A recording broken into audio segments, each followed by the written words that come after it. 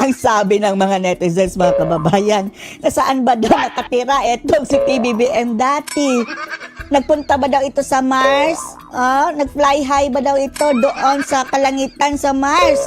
Bakit hindi daw niya alam etong mga nagawa ng nagdaang administrasyon dito sa nasalanta sa Yolanda? Kaya ang sabi nila, mga kababayan, na baka hindi lang daw ang mga biktima ng Yolanda at ang mga lugar na nasalanta ng Yolanda ang kailangan ng rehab, kundi pati na rin daw ito ating Pangulo. Dapat na siguro iparehab. Hoy kayo ha? Wag naman ganyan. Hindi pa naman napatunayan, di ba? Gayon pa man, mga kababayan, nabash po si PBBM sa mga sinabi niyang ito. Panoorin po natin itong news, ha? Wala umanong rehabilitasyon para sa epekto ng Super Typhoon Yolanda Walang sa rehabilitasyon. nakarang administrasyon at sinundan itong administrasyon